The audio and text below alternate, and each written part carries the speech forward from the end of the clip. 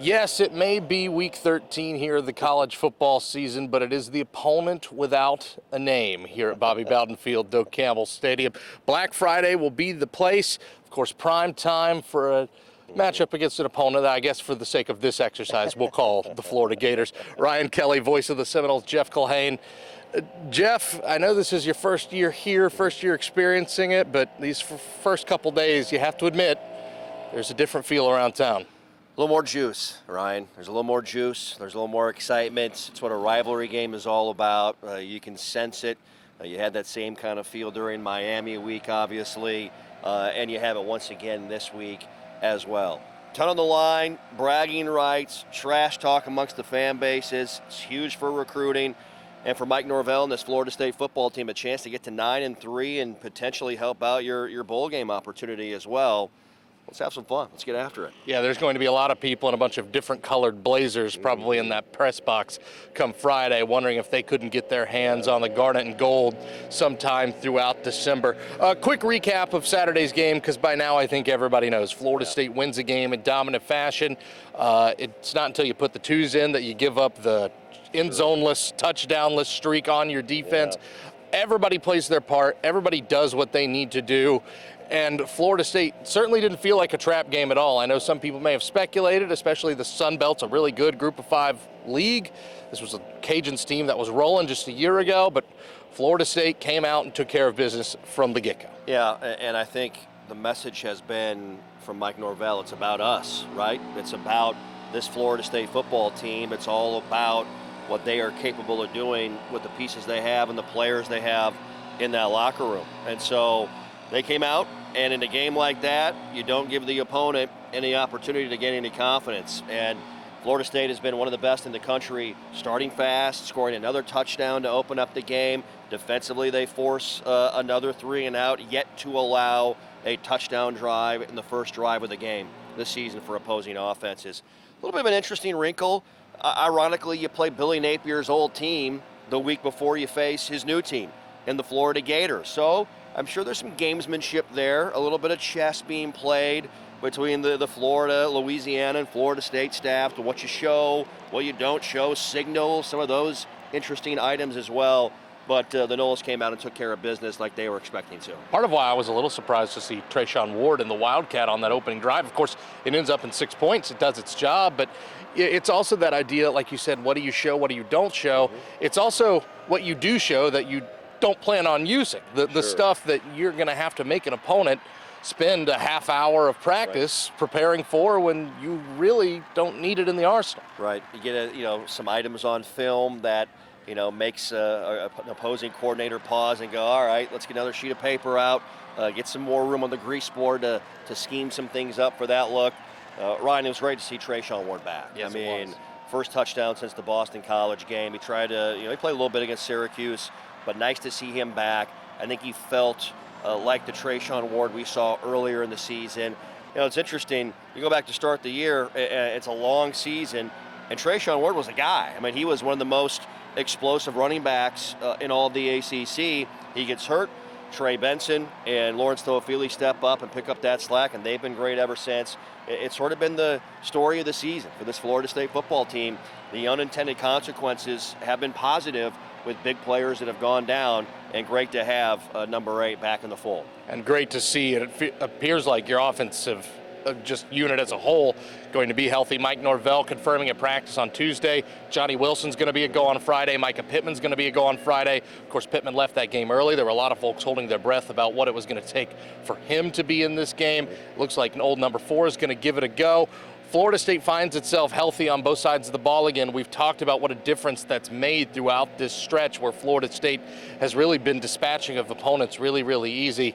Once again, really, really nice to see that Florida State looks like it'll be a full go against the orange and blue. Yeah, and playing their best brand of football, as we've seen over the last 4 weeks, all season long. You want to be playing your best at the end of the season.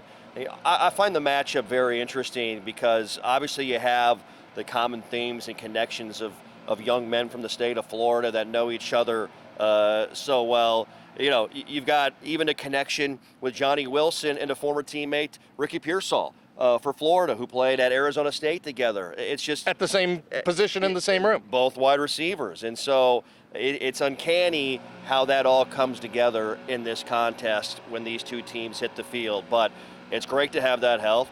Florida's got some guys that are banged up that are key players. We mentioned Pearsall. He got a little bit nicked up. There are a couple other guys on both sides of the ball that are dinged for them, are probably going to be a game-time decision on Friday night. Ventrell Miller, the middle linebacker, caught for targeting in the second half at Vandy, might not play in the first half. That's a key loss early in the game for the Florida defense. So things to keep an eye on, but it's Florida State and Florida. Ryan, guys step up, next man up mentality, and the Noles have had that in all three phases all season. You know, we'll start, I guess, with the Gators from a big picture perspective. Florida played Missouri last year before the Florida State game. Florida gets upset. Dan Mullen is dismissed. It kind of changes all the math for the Gators. They go out, they play an inspired football game, especially when Anthony Richardson gets put in, and knock off the Seminoles when Florida State was trying to reach a bowl game and get back into the postseason. This year, Florida had been playing very, very good football post-Georgia. Of course, just ask South Carolina what happened to them a couple weeks ago in the swamp. You go to Nashville and you lose to the Vanderbilt Commodores on the road for the first time since 1988. You wonder if that changes the math. Are you going to get a Florida team that feels a little dejected by that, or has a chip on their shoulder, feels like they have something to prove against their biggest rival? Well, I think you have to prepare for the latter, for the last part that you said. You can't go in expecting in this game that you're not going to get the best out of the opponent from down the road. And certainly dejected, it probably has taken, 24 to 48 hours for them to kind of move on and get over that. I would imagine that Billy Napier and company are looking at this as a way to end the season and erase that poor taste out of their mouths with the loss at Vanderbilt. You mentioned it, first time losing in Nashville since 1988, only have lost twice to Vandy since 1988 overall. So tremendous opportunity on both sides to end this season and write the next chapter in this story. But yeah, if you're Florida State, Ryan, you got to prepare as if this is a conference championship type of game, because Florida, even with the loss, I feel like if you compare them to Miami, they got a little more juice. They've got some better players, even though you got two first-year head coaches in both of those situations, and a guy in Anthony Richardson that's going to try and get them fired up and ready to go. Yeah, it definitely feels like Florida's got more of an identity at this point, and that guy, number 15, is a big reason why. Anthony Richardson has certainly had his ups and downs throwing the football. We've seen when he's good enough to rally the Gators back to almost pull off an upset in Knoxville against the Tennessee Volunteers. When he's bad, he can be really, really rough. But no matter what happens with his arm, the X factor remains, and that's his legs. He is a dynamic runner. He is a dynamic playmaker. He's a guy who can keep plays going, quite frankly, longer than they should oftentimes. If his line breaks down or somebody's not open, he can make things happen. Just how pivotal is it going to be for this Florida State defense, who's done so good at containing quarterbacks for the last month and a half, to keep Richardson at bay, because he is a mobile threat, probably unlike what Florida State's seen since taking on LSU in the Superdome. Yeah, I would say it's critical. I think shutting down the running game is where you start. That sounds cliche, but if you look at how Florida has won games offensively, they've ran the football around 270, 280 yards per game. They've got talented running backs with Trevor Etienne and Montrell Johnson, who came from Louisiana with Billy Napier to Florida and has been their leading rusher. And I look at Anthony Richardson, and I see a tremendously talented young man. He is uber athletic. I know a lot is made about his accuracy. My concern from a Florida State standpoint, Ryan, is if he figures it out in a night, his talent and his arm talent are as good as anybody in the country. The ball just explodes out of his hands. The play is never dead until his knees are on the ground or he is brought down. He's a scary proposition to play against. And you said it, we've seen very, very good dual threat quarterbacks. You go with Jaden Daniels, you got to throw Malik Cunningham in there as well at Louisville. Richardson is obviously in that same vein. Yards per carry for quarterbacks who qualify in the FBS, he's second best in all of college football. So the blueprint is there. This Florida State defense has faced some talented dual threat signal callers this year, and they've got another great challenge and great opportunity here on Friday night. We're for that kid who just scored his first goal. We're for the new hire who's just looking to fit in. We're for that person who's impossible to shop for. We're for congratulating you on all your years of hard work. We're awards for you, and we're for helping you celebrate life's special moments. Madison RV and Golf Resort is a camper and golfer's dream. We invite you to come stay with us, play our challenging layout, 18 tee boxes and 9 championship holes, rolling terrain, and a golf training facility. Catch and release fish, relax in our new pool or play pickleball. Madison RV and Golf Resort is the perfect location to enjoy the outdoors in a relaxing, fresh air atmosphere. Madison RV and Golf Resort, Madison, Florida, just off I-10. Reserve your spot today. MadisonRVResort.com. And it's going to take a lot of discipline from that defensive line. You've got to keep Richardson in the pocket. You've got to build that wall around him. You cannot allow him to squeak outside, slide through an end in a tackle, and make things play. You have to be very, very disciplined in keeping him at home. Going to be a big challenge for the guys up front to do that. Yeah, and you love the depth that is there. You love the veteran leadership. You got a senior night day for guys like Robert Cooper, Fabian Lovett, who'll be playing their final games here in the Garnet and Gold. Jared Verse maybe, hope not, but those draft projections might be a little too sweet to turn down for number 5. You've got guys up there that are playing their best brand of football as a unit overall here late in the season. And so you're right, it's discipline, it's making sure you get more than one hat to the quarterback overall. And I really like the way that defensive front is playing. And also factor in guys like Kalen DeLoach and Tatum Bethune as well, who have been very good in shadowing quarterbacks and tracking them down along the perimeter all season. And the other end, if you're Florida State, the offense has been humming. It's played very, very well. Florida's defense, you would probably have to say, has been the weaker of its 2 units throughout this season, even though both have shown flashes of doing very, very good things. Both have shown flashes of what they can be on the bottom end. If you're Florida State, to me, on offense, can you go out and play your game immediately? Impose your will with your offensive line, run the football, be accurate in passing. But more than that, I get it's the cliche thing to say in a rivalry game. Take care of the football. Do not give Florida extra opportunities. Do not give them short fields. Make them earn everything they've got and show that you're going to not be pushed around. And that's where Florida's been good. They've been plus 10, our plus 10 in turnover margin this season. And to your first point about coming out and setting the tone early, history would tell us that is what Florida State is able to do, right? With what they've done on opening drives of each halves this season. Running the football as well, 200 yards rushing in 6 consecutive games. If it's a 7th, it's the first time that's happened since the end of the season in 1987. Wow. Doing so as well against the Florida Gators in the final game of that year back in '87. And so some historical significance there. Man, the big playability, the way the football has been valued, you're absolutely right. Contests like this, quick changes, and catastrophic plays are what, for the better team, can cause some issues. And we've seen that. We've seen amazing moments on this field, in this stadium. You go back to '94, the choke at Doak, down 31-3. Crazy things happen in this game. Stars are born. The next chapter is written in this story, and we can't wait to see it happen on Friday night in front of a sold-out crowd.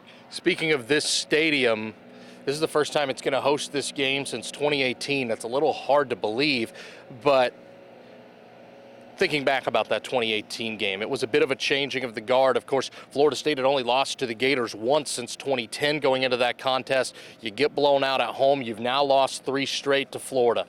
A win against the Gators with a first-year head coach, being able to flip the momentum. You talked about it off the top, the recruiting. And, of course, there was so much ballyhoo, particularly about your out-of-state rivals with new head coaches going into this season.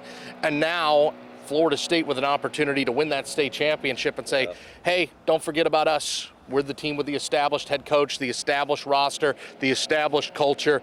What a win here at home could do for Florida State as a springboard beyond just the Miami game, beyond, of course, being a factor in the ACC Atlantic throughout this season, finishing in second, we now know, to beat the Gators here. to take a team from the Southeastern Conference here. You can say whatever you want, but there is a media narrative that a lot of people buy into about the SEC versus everybody else. To take care of business here at the brick house that Bobby built on Friday, just what would that mean for this program going forward? Well, I can tell you, if you're paying attention in the world of recruiting right now, I can tell you who's not forgetting about the Florida State Seminoles, and that's some of the biggest recruits around the country in college football. Many of whom will be here Friday. With what Mike Norvell and his entire staff, his entire talent evaluation and personnel and recruiting department are doing right now, it's pretty impressive, to say the least. What does it mean? It means for Mike Norvell, you continue to take that next step forward in the blueprint of this program, how you start to tell the success story of Florida State football under Mike Norvell, with this staff, with these players. You're able to go out and you're selling more and more of what this culture and the identity of this place is all about. You're not expecting a blowout in this game on Friday night, obviously. But over the last 4 weeks, Florida State, no matter who the opponent has been on the other side, they've gone out and played their brand of football, and they've been the much better football team overall. And so you go out there and do that again, and you end the season on a high note. The fan base is excited for the bowl game. It's a lot of practice time in the month of December to develop some of these younger guys as well with winter camp. And you possibly climb the ladder in the hierarchy, if you will, for a better bowl game overall and a better experience for your players. So, going to be a great night, going to be a lot of fun, and a chance to make some more memories here in this venue. You said it right there. There's a lot of Florida State fans maybe dreaming after a Tennessee loss, after a North Carolina loss, Clemson maybe getting back in that top 4 conversation. There's a lot of folks thinking, well, wait a minute here. The Orange Bowl is a place we're pretty familiar with around these parts. The Cotton Bowl might be in play. I'm not telling you they're the likely destination, so don't quote me on anything here. But what I'm saying is there's a lot of things that maybe you thought a couple weeks ago weren't on the table that potentially will be a week from Sunday. It's fun, isn't it? And that's what this time of year is all about. That's what this game is all about. You obviously have to go and take care of business. I know there are some bowl games in our, in this state, just down the road in a couple of different destinations that would love to see the Garnet and Gold grab a bunch of tickets, invade their cities, and make their game day experiences and game week experiences one that we can talk about for years to come. But maybe we could potentially see that NY6 discussion. A lot has to happen. You got to take care of business here. You got to get a ton of help, obviously, overall. But I think the fun part about it is, Ryan, if you go back to the month of July about the conversation piece around this team, it's fun to be able to talk about the strides that this group has made, the development that has happened, to be able to say 5-6 months later that we're even thinking about that type of a situation is pretty special and shows what this team has accomplished. This is a place that went from being happy to go anywhere to going, what do you mean that they're going there? Right. So, I'd imagine, I know there's some green jackets in Jacksonville and some jackets in Orlando and Miami who all might be looking at Florida State come Friday. And then, of course, we'll see where the chips fall where they may throughout rivalry week and conference championship week as well. One final thing before we run, Jeff. We talked about it a little bit against the Miami Hurricanes. Mike Norvell's program has made it very, very clear they're not going to shy away from the significance of these weeks. The Hurricane flag is always out in Miami week. Of course, Mike Norvell, he hasn't really made a big to-do about never saying the name of you-know-who, but folks have finally started to catch on after a couple years on the job that he doesn't say those two words, I should say. For Florida State to be so heightened in this, Mike Norvell has said every single week of the season leads up to this week, leads to the preparation for this week. What is it going to take, and what does it look like if Florida State comes out and uses the lessons of all throughout this season to play this rivalry game? Well, I love how Coach attacks both of these games head on and does not shy away and does not back down from that rivalry conversation. That's what makes college football great. These are the games that people talk about, not only amongst the fan bases. I can promise you, being in different parts of the country, people around the entire country, around the world, are going to watch this game, and they're going to be excited to see how it all shakes out. It's an iconic game with iconic brands that are great for college football when they're playing at a high level. I don't think anything special has to happen in this game, Ryan. I think it's like Mike Norvell says, it's about us. Put the work in during the week and go out and be who you are, and you'll win this game. The components of that are the same items we've seen over the last 4 weeks, and you've talked about them a bit here in our conversation right now. Come out, start fast. We've seen that a lot. Run the football, protect the football, big plays offensively, and one item that's been great as well over the last 4 weeks, turnovers. All of a sudden we've seen turnovers accumulate for this Florida State defense. And so, it's not one guy or one person that has to play great. It's everybody within those 3 units that have to go out and do their part and play well as well. So I don't think it takes anything special. I think this team is so focused right now, so locked in, that if they pay heed to the message of their head coach, they're going to be ready to play when the boot meets the ball, 7:30 on Friday night. A phrase Odell Hagens has used throughout the years. It's now, of course, a part of this program. We all we got, we all we need. And if it rings true on Friday, Florida State might just be looking at a 9-win regular season. Jeff, know you'll have the call on Friday. Of course, make sure you're listening to Behind the Mic. Subscribe to his podcast. Make sure you're stuck here on WCTV. We'll have that coverage for you at 11 o'clock, as well as, of course, a full football Friday night. Not to mention, on top of this, we've got 12 high school games in our area. Hello. We got a lot of teams still winning, especially right now in the Peach State. Make sure you're tuned to all of that. We'll talk to you after the game, everybody. But, Jeff, thanks as always, my friend. Thank you, Ryan. Appreciate the time. Go Noles.